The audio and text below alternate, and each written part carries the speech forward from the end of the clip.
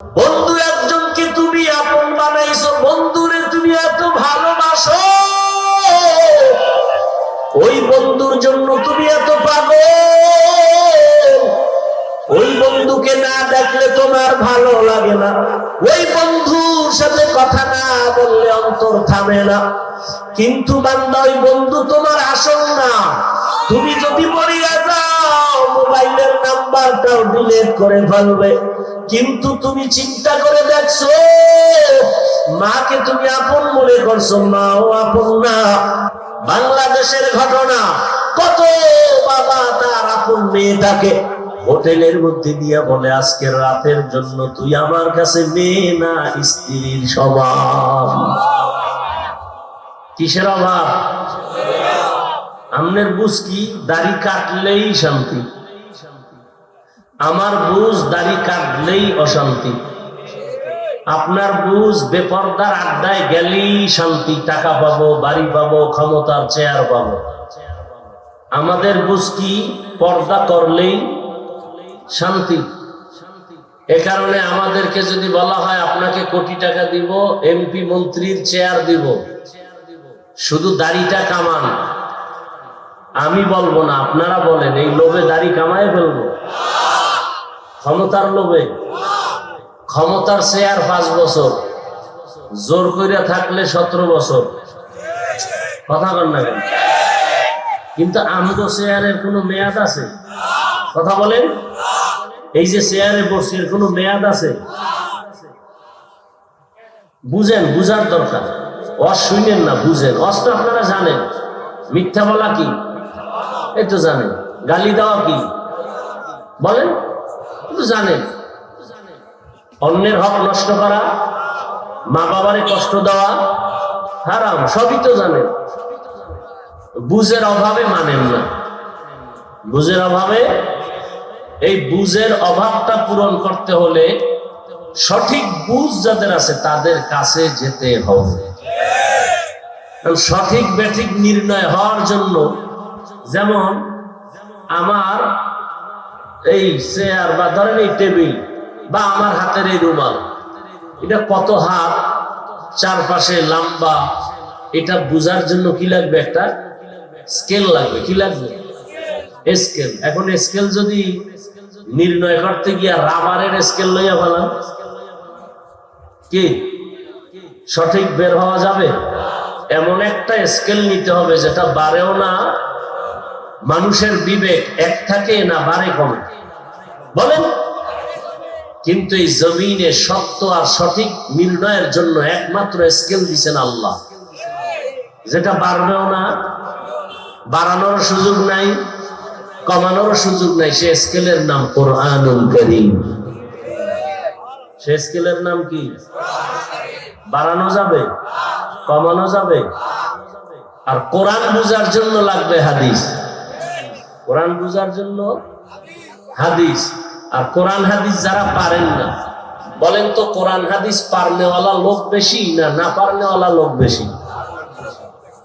অতএব কোরআন হাদিস পারার জন্য যেতে হবে একমাত্র, শুধুমাত্র, কেবলমাত্র ওলামায়ে কেরাম বলবেন না, আহলে হক ওলামায়ে কেরাম। কারণ ওলামাদের মধ্যে একটা বাহিনী আছে এই জমিনের চূড়ান্ত খারাপ, চূড়ান্ত ভণ্ড। এরকম আলেম নাই? আছে কথা আমার। قال رسول الله صلى الله عليه وآله وسلم ألا إن خير الخير خيار العلماء وإن شر الشر شرار العلماء। রহমতের নবী বলেন, জমিনের মধ্যে সব থেকে ভালো হবে একদল উলামা, আবার সবার থেকে খারাপ হবে একদল উলামা। আচ্ছা, সাহাবায়ে কেরাম এরা মাওলানা ছিলেন? কি ছিলেন? মূর্খ। আন্দাজি বুঝুক আর না বুঝুক উত্তর দিতে পারলেই হইল। সাহাবায়ে কেরাম হাদিস পড়তে জানতেন? কোনো খবর নেই। কোন জগতে এই নামাজ পড়তেন? সাহাবায়ে কেরাম কোরআন পড়তে জানতেন? হ্যাঁ, পারেন না, চুপ থাকবেন। আন্দাজ উল্টা পাল্টা জবাব দেন কেন? সাহাবায়ে কেরাম হাদিস পড়তে জানতেন? কথা হয় না, জানতেন না? সাহাবায়ে কেরাম যদি হাদিস না বুঝে, আপনি বাপে বুঝছেন? হ্যাঁ, সাহাবারা বুঝে না, আপনি বুঝছেন? নবীর থেকে হাদিস কোরআন শিখছে কারা? তারপর কেন বলেন জানে না? তো সাহাবায়ে কেরাম মাওলানা ছিলেন না, মুহাদ্দিস ছিলেন না, মুফতি হইয়া ফতুয়া দেন নাই, কোরআনের তাফসীর করেন নাই, তাদের এই বড় বড় সার্টিফিকেট ছিল? হ্যাঁ, কি বুঝলেন? সার্টিফিকেটের নাম মাওলানা না, এই কলবে গুনাহ না থাকার নাম মাওলানা। মাওলানা হয়ে যদি গুনাহ করে, ওরে মাওলানা বলা গুনাহ, কথা বলেন। আর মাওলানা হয়ে যদি গুনাহ না করে, সার্টিফিকেট নাই, আল্লাহর আদালতে সে পিওর মাওলানা। তাহলে দুনিয়াতে সব থেকে ভালো হলো একদল আলেম, আবার খারাপও একদল। যেই আলেম বাম হাতে আংটি পরে ভালো, স্বর্ণের চেইন ব্যবহার করে ভালো, যে আলেম দাড়ি রাখে না ভালো, যে আলেম বেপরদায় আড্ডা দেয় ভালো। এই জন্য আলেম দেখলেই দৌড় দেওয়া যাবে না, দেখতে হবে হক না ভণ্ড। আমরা চিনব কি করে? প্রথম পরিচয় সুন্নতের আমল। সুন্নতের, সাধারণ মানুষ এই বোতলটা হাতে নিয়ে বাম হাতে পানি পান করবে নফসের ধোকায়, আলেমরা কখনো বাম হাতে কিছু পান করবে না। যদি দেখেন আলেম ভাইয়া বাম হাতে পানি পান করে, হক আলেম না বাতিল? কথা বলেন না কেন? তাহলে হক আলেমের প্রথম পরিচয় সুন্নতের আমল। কিসের আমল? সুন্নত আমল। জুতা পরে কেমনে দেখবেন সুন্নত অনুযায়ী কিনা? ডান জুতায় ডান পা আগে দেয় না ফট করে বাম পা ঢুকায় বলেছে, বুঝবেন সে সঠিক হক আলেম না। ঘর থেকে বের হবে ডান পা দিয়া, ঢুকবে ডান পা দিয়া, নজর থাকবে নিচে, তার বয়ানে মানুষের দিল নরম হবে, চোখে পানি আনবে, তার বয়ানের মধ্যে মানুষের দিল নরম হয়ে যাবে, আমলের বয়ান আসবে, সুন্নতের বয়ান আসবে। কথা বুঝাইতে পারছি?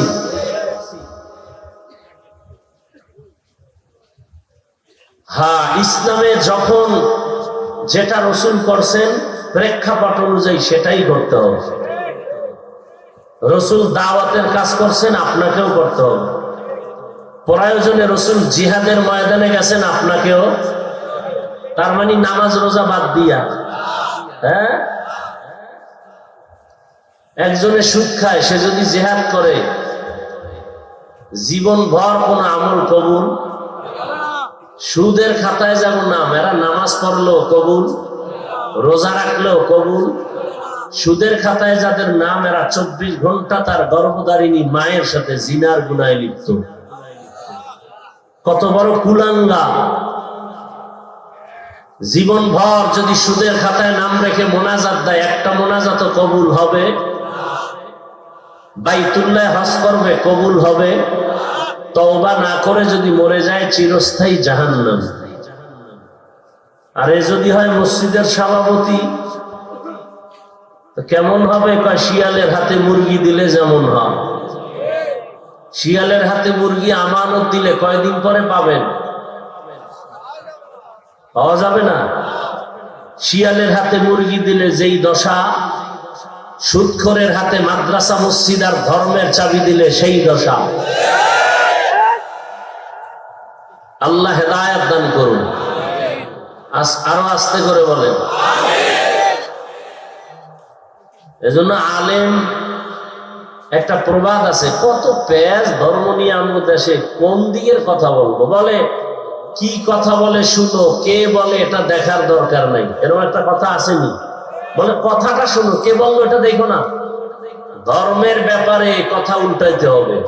কে বলে তাকে আগে যাচাই করো, সে হক না ভণ্ড, তারপরে তার কথা শুনবে।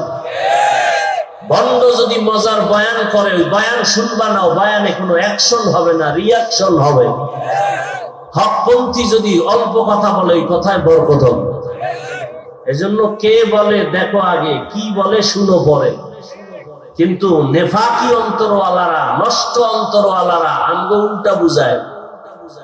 কে বলে ওটা দেখার দরকার নাই, কথাটা কি বলে এটা শুনুন। এটা ধর্মের বেলায় হবে, ধর্মীয় বেলায় কে বলে তাকে আগে যাচাই করো, এরপরে তার কথা শুনো। যিনি পর্দার বয়ান করেন সে পর্দা করে কিনা যাচাই করো। যিনি ফরজের বয়ান করেন সে ফরজ অনুযায়ী চলে কিনা। যে তাকওয়ার বয়ান করে তার মধ্যে তাকওয়া আল্লাহর ভয় আছে কিনা আগে যাচাই করো, তারপরে তার বয়ান শুনো। কথা বুঝতেছেন? হ্যাঁ, বুঝার দরকার। কিছু কথা বুঝেন, আমাদের বুঝের অভাবে আজকে এই ঝামেলাগুলো সমাজে। আল্লাহ বুঝার তৌফিক দান করে। তবে সহি বুঝ দরকার, উল্টা পাল্টা বুঝলে হবে। যে আয়াত আমি পড়েছি খেয়াল করেন, হাদিসের উপরে দু চারটি কথা বলি আরো। নবী কি বলছেন হাদিসে? ইত্তাকিল মাহারিম তাকুন আবাদান নাস। আল্লাহর নিষিদ্ধ জিনিস থেকে নিজেকে বাঁচাও, তাহলেই তুমি আল্লাহর কাছে দামি, মানুষের দরবারেও দামি হয়ে যাবে। আল্লাহর নিষিদ্ধ জিনিস কেমন? বলে এক কথায় বলা যাবে না। তোমাকে আল্লাহ হাত দিছে ধরার জন্য, ধরার আগে দেখবা কোনটা ধরলে আল্লাহ খুশি হবে, কোনটা ধরলে বেজার হবে। হাত দিছে ধরার জন্য, তার মানে রাস্তা দিয়ে যে যাবে তারে ধরবা। খবরদার, ধরার মধ্যে সীমাবদ্ধতা আছে, স্বাধীনতা নাই। স্বাধীন জীবনের কোনো দাম। আপনাদের এই মনিরামপুর বাজারের আশেপাশে কুকুর আসেনি, রাস্তায় দৌড়ায়নি, একটা কুকুরের কিন্তু কোনো দাম। কিন্তু মালিকের শিকল যেই কুকুরের গলায় লাগানো, ওই কুকুরের দাম আসেনি। ওই কুকুরের যদি আপনি মারেন, মালিক গিয়া মামলা দিবে। কথা ঠিক? এই যে খোলা আসমানের উপরে পাখিগুলা উঠতেছে, দেখতে সুন্দর, কিন্তু একটা পাখিরও কোনো মূল্য নাই। যেই পাখি মালিকের খাঁচায় আটকানো, ওই পাখির দাম আছে না নাই? জঙ্গলে হাজারো প্রাণী আছে, কোনো মূল্য নাই। চিড়িয়াখানার মধ্যে যেই খাঁচায় আটকানো প্রাণী আছে, বাঘ আছে, ভল্লুক আছে, ওগুলো দেখতে টাকা লাগে। সত্য কথাটা বলেন না ভাই? আপনি বুঝলে না আওয়াজ দিবেন, আর আমি ভাববো যে আপনি বুঝতেছেন। তাহলে স্বাধীন প্রাণীর দাম। সমুদ্রের ভেতরে অনেক মাছ, এই পানির মধ্যে অনেক মাছ, কোনো মূল্য নাই। কিন্তু যদি আমগো কিছু তার সেরা অবুঝ মানুষেরা এসে কয় পুষ্কুনি কিনে ফেললাম, মানে পুষ্কুনিতে যা মাছ আছে কিনে ফেললাম, এইরকম বেচা কেনা জায়েজ নাই। এরকম বেচা কেনা কি নাই? ওই যে বসি ফালায় না, মাছ ধরে, পুরা এটা কি, এটা কি পুষ্কুনি, এটার মধ্যে যা মাছ আছে কিনে দিলাম। কয় লাখ? বলে 3 লাখ। মাছ যদি না পায়, 1 লাখ টাকারও পায় না, মন খুশি হবে না বেজা? ইসলাম এই সমস্ত ফেতনা চায় না, এই জন্য এই বেচা কেনা হারাম, জায়েজ না। গোপন ভাবে মাল না দেখা বেচা কেনা কি নাই, জায়েজ। বড় কঠিন বিষয়। তাহলে এই পুষ্কুনিতে যত মাছ আছে এগুলোর মূল্য নাই, কিন্তু জালের মধ্যে আটকা পড়লে বাজারে গেলে দাম আছে না নাই? জমিনের মধ্যে কত মানুষ ঘুরে, একটা মানুষের কোনো দাম নাই। কিন্তু যেই মানুষ কালেমার রশি গলায় লাগাইয়া চলে, ওই মানুষের দাম। ঠিক নি? গর্বসুরত আদমি ইনসাবুদে अहमद अबू जहलो हामे के साबुदे आदमीरा आदमीयत लाज़िमस उदे रागर बूना बशद ही ज़मा आदमीयत लहमो शहमो उशतनीस आदमीयत जुजरे जाए दोस्तनी সর্বাঙ্গে ঘা।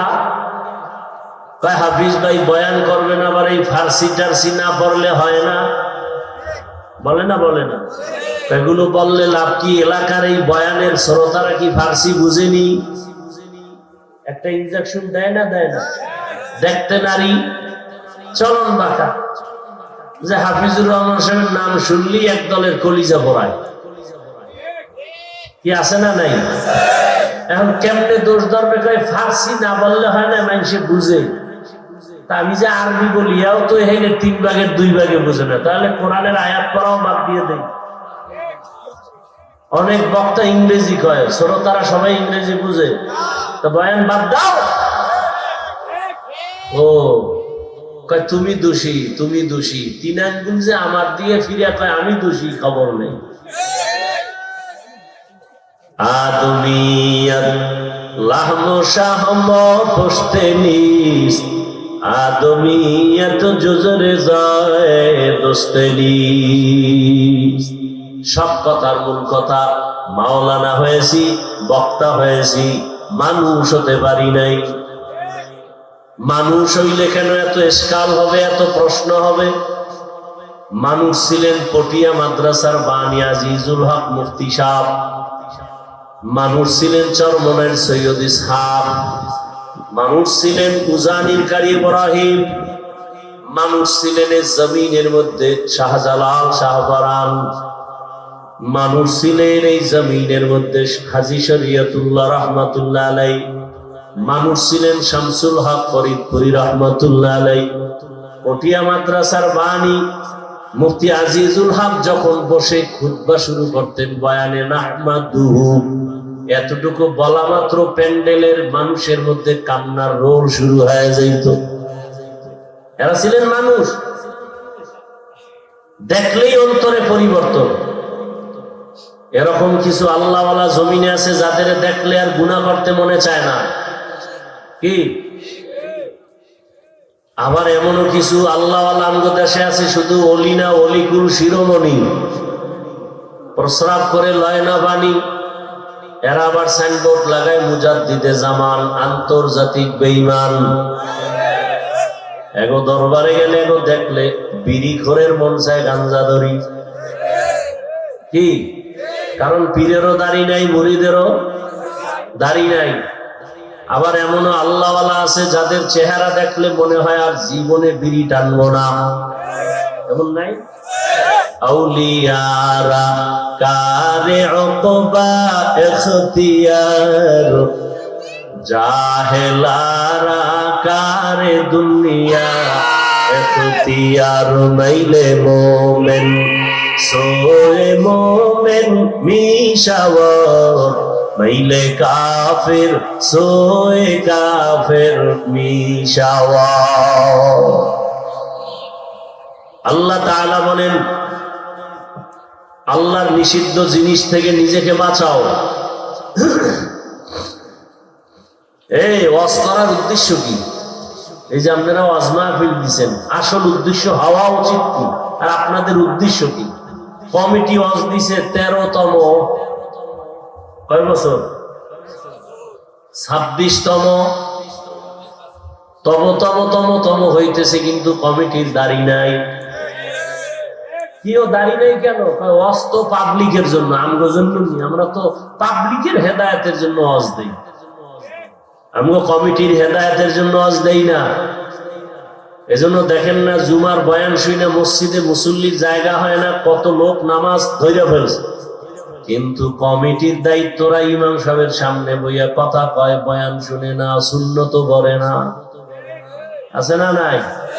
কয় ইমাম সাহেবের বয়ান তো মুসল্লিদের জন্য, আমরা কি মুসল্লি নি? আমরা তো নেতা, আমগো কথায় পুরা ইমাম চলতে বাধ্য, আমাদের কথায় মসজিদ চলবে, মুসল্লিরা চলবে, আছে না নাই? উদ্দেশ্য হওয়া উচিত কি? প্রত্যেকটা ওয়াজের উদ্দেশ্য হবে বান্দার সাথে আল্লাহর সম্পর্ক গভীর করে দেওয়া, তাআল্লুক মা আল্লাহ। কেন আল্লাহ দুনিয়ায় পাঠাইলেন? কেন আসলাম? আবার এই দুনিয়া ছেড়ে কোথায় যাব? কি কাজের জন্য আল্লাহ পাঠাইছে? এই চিন্তা করা লাগবে। অনর্থক আমার আল্লাহ একটা গাছও বানান নাই, আসমানের সূর্যটাও আল্লাহ অনর্থক বানান নাই, পিপিলিকা আল্লাহ অনর্থক বানান নাই, মশা আল্লাহ অনর্থক সৃষ্টি করেন নাই। আল্লাহ তাআলা মানুষটাকে কেন অনর্থক বানাবেন? বড় আল্লাহ বলেন, নবীজির হাদিস, قال رسول الله صلى الله عليه وآله وسلم الدنيا خلقت لكم وأنكم خلقتم للآخرة। দুনিয়ার সব মানুষ তোমার গোলাম, আর তুমি মানুষ একমাত্র আল্লাহর গোলাম। আদমিয়ত লাহমু শাহবু পুশতে নিস, আদমিয়ত জুজরে জয়ে দোসতে নিস। আদমিরা আদমিয়ত লাজমাস আউদে রাগার বুনা বশদহি জামান। দুনিয়াতে আল্লাহ মানুষ বানাবার একটাই কারণ, সূর্য তোমার গোলামি করবে হে মানুষ, জমিন তোমার গোলাম। তোমার প্রয়োজনের জন্য সূর্য বানিয়েছি, তোমার প্রয়োজন বাতাস, বাতাস বানায় দিলাম। তোমার প্রয়োজনে পানি, তোমার প্রয়োজন মিটাবার জন্য আমি অক্সিজেন দিলাম। তোমার প্রয়োজন মিটানোর জন্য ঘাস দিলাম। তোমার প্রয়োজন মিটাবার জন্য পশু বানাইলাম। আমি আল্লাহ সব কিছু তোমার খেদমতের জন্য বানায় দিলাম। দুনিয়ার সব মখলুক তোমাদের খেদমতের জন্য রেডি। তোমাদের যা প্রয়োজন সব বানায় দিলাম, আর তোমার একটাই কাজ, তুমি শুধু আমার ইবাদত করবা। সূর্যের কাজ হলো তোমার গোলামি, চাঁদের কাজ তোমার গোলামি, গরুর কাজ তোমার গোলামি। এ কারণে গরু নিজের দুধ রাখে না, সব বনিয়া তোমরে দেয়। কিন্তু গরু যদি মেজাজ গরম করে একটা লাঠি দেয়, আছে কারো পাওয়ার দুধ নেওয়া? সমুদ্রের মাছ মেজাজটা যদি গরম করে, দুনিয়ার কোন মানুষ মাছ ধরে খেতে পারবে না। আর কপালে পহেলা বৈশাখে ইলিশ আর পান্তা কপালে জুটবে না। বৈশাখের প্রথম তারিখে যারা ইলিশ খায় পান্তা দিয়া, ওরাও জালেম, যারা খাওয়ায় তারাও জালেম।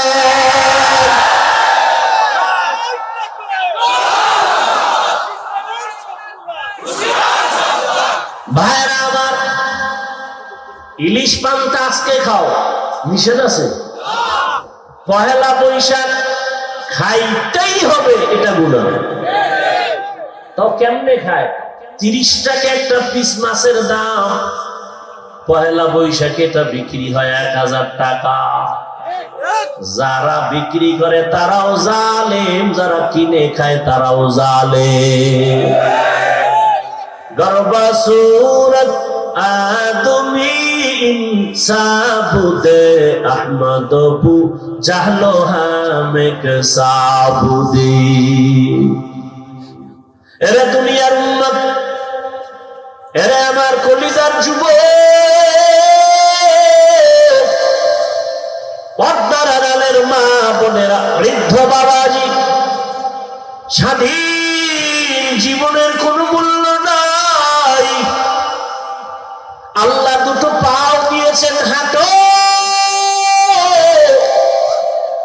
তার মানে যেখানে মনে চায় সেখানে হাঁটবা। সেখানেও কিন্তু হাঁটার বেলায় স্বাধীনতা নাই, আছে না?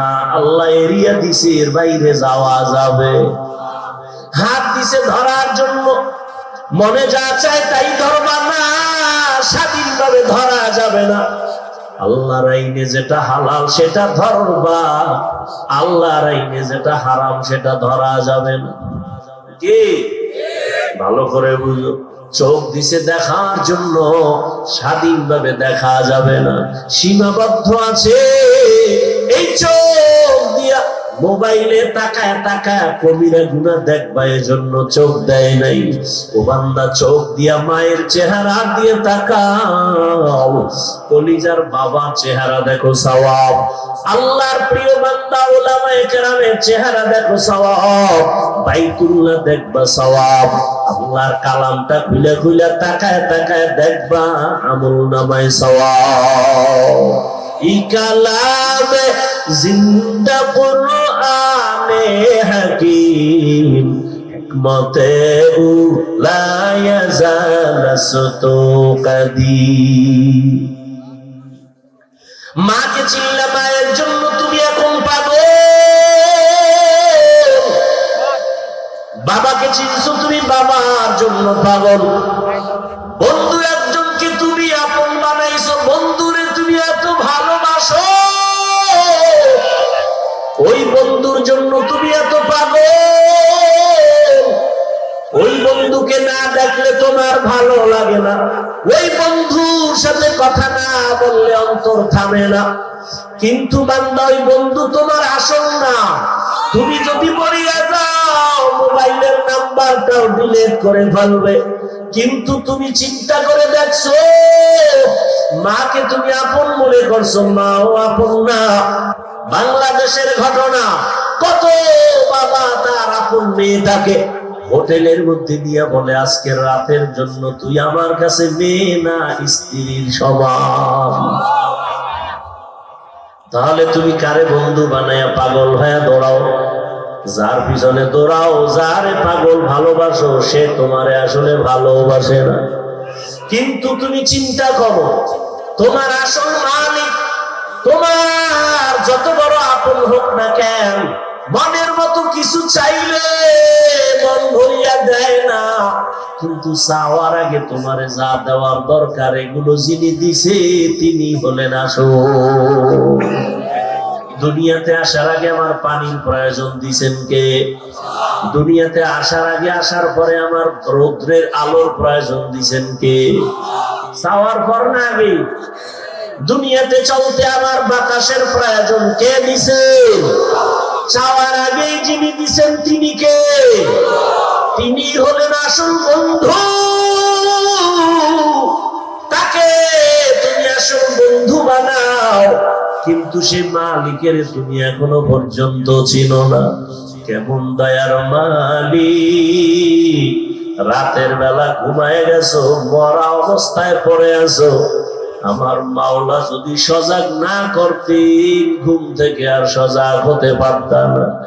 ও আল্লাহর বান্দারা, আমার আল্লাহ দুনিয়াতে পাঠাইয়া যা প্রয়োজন দিয়েছে, দুনিয়াতে আসার পরে আমি তুমি হাঁটতে পারতাম না, হাঁটার শক্তি কে দিছেন?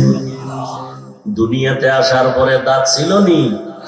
সময় মতো দাঁত আমার আব্বা আম্মা দিছেন। কে দিছেন? আল্লাহ দিছেন। চাওয়ার পরে নাকি চাওয়ার আগে? দুনিয়াতে কথা বলার শক্তি ছিল না, আব্বু বলতে পারতাম না, আম্মু বলে ডাকতে পারতাম না।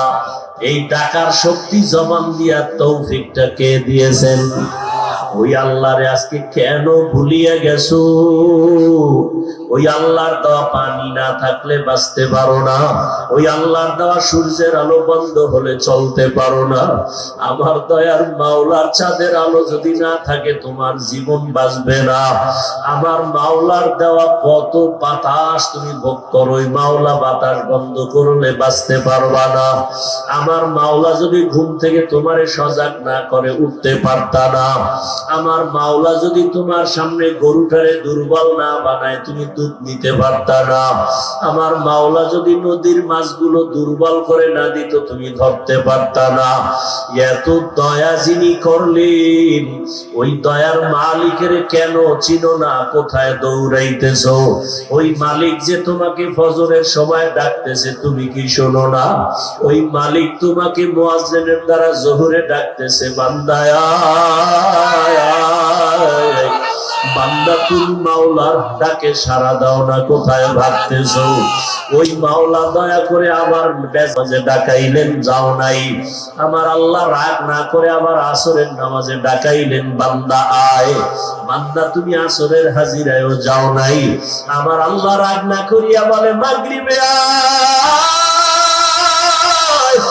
মাগরিবের হাজিরায়ও তুমি নাই। আল্লাহ বেজার না হইয়া আবার মুয়াজ্জিনের কয়েসার সময় ডাক দাও, আমার সন্তান নাই, ছেলে নাই, মেয়ে নাই, স্ত্রী নাই, আমি একা। একটা বাবা মা সন্তানের কাছে না পাইলে পাগল হয়ে যায়। ও বাবা কোথায়, তাড়াতাড়ি ঘরে আসো। আমি মা ঘুমাই না, তুমি না আসলে ঘুম হবে না। বাবা অপেক্ষা করে টেলিফোন করে, বাবা আয়, তুই বাজার থেকে ঘরে না আসলে আমার ঘুম হবে না। বারবার টেলিফোন করে। ওই মা বাবা আছে, আমার মাওলার মায়া কি আমার আল্লাহ দয়া করে ফজরে ডাকে মুয়াজ্জিন ডাক দাও, আমার বান্দা এসে একটু মসজিদে সেজদা দিবে, আমি কুদরতের কদমটা কপালের নিচে দিয়া দিব। বান্দা এসে বলবে আল্লাহু আকবার, আমার কলিজা কুদরতি ভাবে ঠান্ডা হয়ে যাবে। বান্দা ফজরে আসে না, জোহরে আসে না, মুয়াজ্জিন এত ডাকলো মাগরিবে আসে না, বান্দা মুয়াজ্জিন ডাকার পরে এশায় যায় নাই। আমার আল্লাহ যে কত মায়ার মালিক। আমার আল্লাহ বলে এখন আর মুয়াজ্জিনের দিয়া ডাক দেওয়া হবে না, এখন আমি আল্লাহ নিজেই রেডি, আমি নিজেই ডাকার জন্য প্রথম আসমানে আসতেছি। বান্দা কোথায় যাবি? আমার দরজা ছাড়া কোথায় পালাবি? আমার দরজা ছাড়া দয়ার আর দরজা নাই। আরে আমার রহমতের দরজা ছাড়া বাকি দেখি যেদিকেই যাবি সেদিকেই জাহান্নামের আগুন। আয় বান্দা, আমার রহমতের দরজায় ফিরে আয়, আমার দয়ার দরজায় ফিরে আয়। আল্লাহ তাআলা প্রতিদিন রাতের শেষ ভাগে প্রথম আসমানে আসিয়া ডাকেন। অতি গভীর হয় রজনী যখন, নীরবে প্রভুর নাম জপিও তখন। প্রভুর করুণা যদি পাইবারে চাও, গভীর রাতে উঠে প্রভুর গুণগান গাও। ও আমার কলিজার যুবক বাবারা, ও বৃদ্ধ বাবাজিরা, ও পর্দার আড়ালের মা বোনেরা, আমি এতক্ষণ আপনাদের সামনে যে বয়ান শুনাইতেছি একবারও কিন্তু বলি নাই আমার মতো হুজুর হইয়া যাও, মাদ্রাসায় গিয়া স্কুল বন্ধ করে লেখাপড়া করো বলি নাই, দাওয়াত তাবলীগে যাও বলি নাই, পীরের কাছে যাও বলি নাই। আমি যে কথাটা বলতে চাই, আমার মাওলাকে ভালো করিয়া চিনো। স্কুলে পড়ো, কলেজে পড়ো, চাকরি করো, ব্যবসা করো, কোনো বাধা নাই। ডাক্তার হও, ইঞ্জিনিয়ার হও, প্রফেসর হও, বাধা নাই। কিন্তু ডাক্তার হইয়া আমার মাওলাকে ভালো করে আপন বানায় নাও। এই জমিনে তোমার মতো কত যুবক ডাক্তার কিন্তু নামাজ ছাড়ে না, কোরআন তেলাওয়াত ছাড়ে না, আছে না নাই? তোমার মতো কত যুবক র্যাব আর্মি পুলিশ বিডিআরের চাকরি করে, দাড়িওয়ালা নামাজি অভাব নাই। নিজের বিবেকটাকে প্রশ্ন করো, তুমি কেন নামাজ পড়তে পারো না? ও যুবক, তোমার মতো যুবক তাকায় দেখো, ওসি ডিসিএসপির চাকরি করে নামাজি, তুমি কেন পারো না? তোমার মতো যুবক রাস্তায় গাড়ি চালায়, নামাজ পড়ে, তুমি কেন পারো না? তোমার মতো জেনারেল লাইনের বান্দা ব্যবসা করে, নামাজ পড়ে, তুমি কেন পারো না রে বাবা? ও পর্দার আড়ালের মা বোনেরা, আপনার মতো কত কত মা কত বোন পর্দা করে, নামাজ পড়ে, স্বামীর মাল হেফাজত করে, আপনারা কেন মার্কেটে ঘুরেন, নামাজ পড়েন না?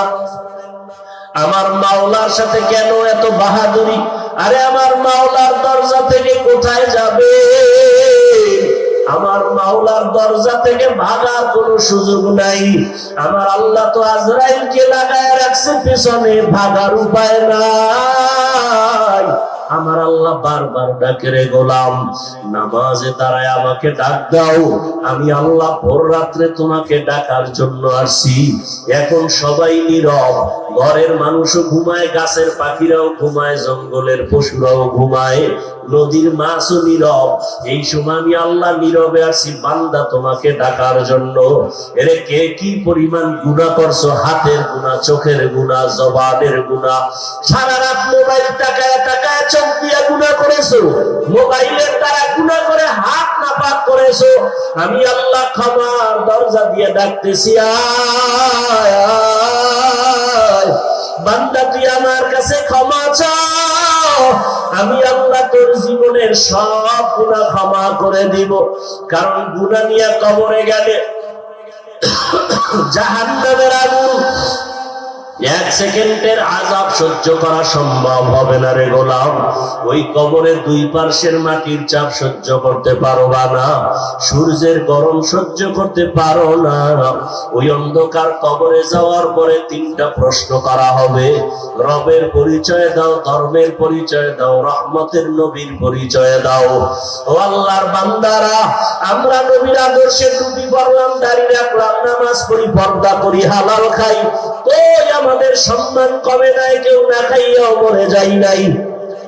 একমাত্র কারণ আমার আল্লাহর ভয়। ওরে আজকে যতই বাহাদুরি করি, আমার বাড়ি, আমার গাড়ি, আমার টাকা, আমার ক্ষমতা যাই বলি না কেন, ও আমার যুবক, এক মিনিট চিন্তা করো, যদি তুমি ঘুমের মধ্যে মরিয়া যাও, কত মানুষ গাড়ির তলে পড়ে মরে গেল, কত যুবক তাকায় দেখো পানির নিচে ডুবিয়া মারা গেল। ও মা বোনেরা, আপনার মতো কত মা কবরে চলে গেল। যদি এমন মরণটা ঘুমের মধ্যেই হয়ে যায়, ওরে সকালবেলা মা ডাকবে, বাবা উঠো, মা হঠাৎ তাকায় দেখবে ঘরের মধ্যে আওয়াজ নাই, মায়ের অন্তরে একটা ধাক্কা লাগবে। মা গিয়া দরজা খুলে দেখবে বাবার শরীরে টাচ করে পুরো বরফের মতো ঠান্ডা, কাঠের মতো শক্ত। মা একটা চিৎকার মারিয়া বলবে, ও স্বামী তাড়াতাড়ি আসো, কলিজার সন্তানটা আর দুনিয়ায় বেঁচে নাই। আপনজনেরা কাঁদবে, বাবাও কান্না করবে, আর টেলিফোন করবে, ইমাম সাহেব আমার সন্তানের জানাজা না দিয়া কোথাও যাবেন না। মা কান্না করবে, আমাকে আম্মু বলে আর ডাকার মতো আর কেউ রইল না, আমাকে কে আম্মু বলে ডাকবে? ও যুবক, দেখবা তোমার হাতের ঘড়িটা আর একজনে হাতে লাগায় বলবে, এটা আমার ঘড়ি। আমার গায়ের, তোমার গায়ের গেঞ্জিটা বেলের দিয়া কেটে কেটে রেখে দিবে। বাবায় বলবে, যা একদল বাজারে গিয়ে সাদা কাপড় কিনে নিয়ে আস।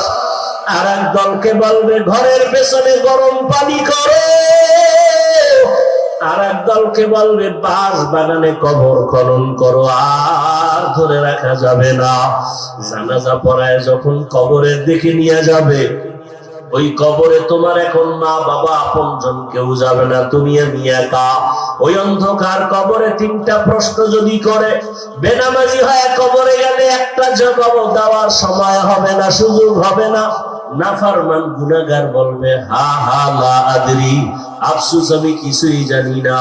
নবীজি বলেন, আল্লাহর গায়েবী আওয়াজ হবে কুদরতি ভাবে। আল্লাহ বলবেন, ও ফেরেশতাই, নাফরমানকে আর সুযোগ দেওয়া যাবে না। আমার দেওয়া পানি, সূর্যের আলো, চাঁদের আলো, সব নিয়ামত ভোগ করি, আমার হুকুম মানে নাই, এখন আর সুযোগ দেওয়া হবে না। কবরে জাহান্নামের আগুন লাগায় দাও, কবরের সাথে জাহান্নামের সাথে রাস্তা খুলে দাও। আল্লাহ রাগ করিয়া বলবে, রে কবরের মাটি, এই গুনাহগার বেনামাজির দুই দিক থেকে জোরে জোরে চাপ দাও। এত জোরে চাপ দিবে পাজরের হাড় চুরমার হয়ে যাবে। ও আল্লাহর বান্দারা, আল্লাহর কোরআনে গুনাহ জাহান্নামের বয়ানও আছে, জান্নাতের বয়ানও আছে। আল্লাহর কোরআনের বয়ানে কে জান্নাতে যাবে, কারা জাহান্নামে যাবে, কি কাজ করলে জান্নাত, কি কাজ করলে জাহান্নাম, আল্লাহ কোরআনে বয়ান করেছেন, হাদিসেও নবী বয়ান করেছেন। অতএব এখনো সময় আছে, তওবা করো, আল্লাহর কাছে বিনয়ের সাথে আল্লাহকে বলো। ও পর্দার আড়ালের মা বোনেরা, আল্লাহর কাছে তওবা করেন, আর বেপর্দায় চলবেন না, নামাজ ছাড়বেন না, স্বামীর মাল নষ্ট করবেন না।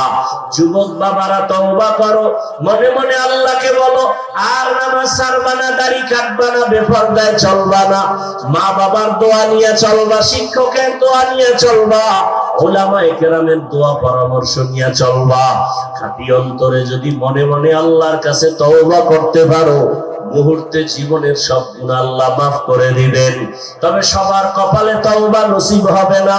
আবু জাহাল নবীজির 13 বছর বয়ান শুনিয়াও কালেমা পড়ে নাই, আর ওমরের মতো বান্দা তরবারি নিয়া নবীকে জবাই করতে গিয়া কালেমাওয়ালা হয়ে গেছে। কত কপাল পোড়ারা বয়ান জানে শুনে তারপর নামাজ পড়ে না, মিথ্যা কথা ছাড়ে না। আর একদল মানুষ হঠাৎ চোখের পানি ছেড়ে কান্না করে তওবা করে আল্লাহর দিকে আগায় যায়। আল্লাহর মহব্বত নিয়া যাদের অন্তর তৈরি আছে তওবা করার জন্য, মুনাফিকি নাই, খাঁটি তওবার নিয়ত যদি থাকে, দুটো হাত আমার আল্লাহকে দেখাইয়া দাও। আয় আল্লাহ, হাতগুলো কবুল করে নেন, তওবা কবুল করে নেন, তওবার উপরে মজবুত হইয়া চলার তৌফিক দান করেন, আমিন। আলহামদুলিল্লাহি রাব্বিল আলামিন, ওয়াসসালাতু ওয়াসসালামু আলা সাইয়্যিদিল আমবিয়াই ওয়াল মুরসালিন, আরহামার রাহিমিন, ইয়া আরহামার রাহিমিন, ইয়া আরহামার রাহিমিন। রব্বিরহামহুমা কামা রাব্বায়ানি সাগীরা। আল্লাহুম্মা ইন্নাকা আফুউন কারীম تحب العفو فاعف عنا. اللهم إنا نسألك رضاك والجنة ونعوذ بك من سخطك والنار. اللهم إنا نعوذ بك من البرص والجنون والجذام وسيء الأسقام. اللهم إنا نسألك علما نافعا ورزقا واسعا وشفاء من كل داء. দয়াময় রব্বুল আলামিন, গুনাহের বোঝা নিয়ে আপনার দরওয়াজায় হাজির, উলামায়ে কেরাম, মুরব্বি, হাজী সাহেব, ব্যবসায়ী, চাকরিজীবী আপনার দরওয়াজায় হাজির, যুবক, ছাত্র, পর্দার আড়ালের মা বোনেরা হাজির। মেহেরবানি করে আমাদের জীবনের সব গুনাহ মাফ করে দেন। আয় আল্লাহ, মাহফিল কবুল করে নেন, ভুল ত্রুটি ক্ষমা করে দেন। আয় আল্লাহ, এলাকাবাসীকে কবুল করে নেন, মা বোনদের আবেদা পর্দাওয়ালা বানায় দেন, সন্তানগুলো নেককার বানায় দেন, লেখাপড়া পরীক্ষার্থী যারা কামিয়াবি দান করেন, কলিজার যুবকদের দিনদার নামাজি বানায় দেন, মোবাইলের গুনাহ থেকে আমাদের হেফাজত করেন। আয় আল্লাহ, মা বোনদের আবেদা পর্দাওয়ালা বানায় দেন। আয় আল্লাহ, সারা দুনিয়াবাসীকে মাফ করে দেন, যুদ্ধরত অবস্থা থেকে স্বাভাবিক জীবনে সবাইকে ফিরায় দেন। প্রবাসের জীবনে যারা ব্যবসা চাকরি করে হেফাজত করেন, বাংলাদেশ শান্তির দেশ বানায় দেন। আয় আল্লাহ, দেশ ও দিনের জন্য যারা জীবন দিল মাফ করে দেন, এখনো যারা চেষ্টা করে কবুল করে নেন। বাতিলের মোকাবেলায় বিজয় দান করেন, জাহিরি বাতিনি দুশ্মনের মোকাবেলায় বিজয় দান করেন। বাতিলকে বাতিলের দ্বারা দমন করে দেন, বাতিলকে বাতিলের দ্বারা দমন করে দেন। বাতিলের নেফাকি জাহির করে মুমিনের ঈমান আমল হেফাজতের ব্যবস্থা করে দেন। আয় আল্লাহ, সব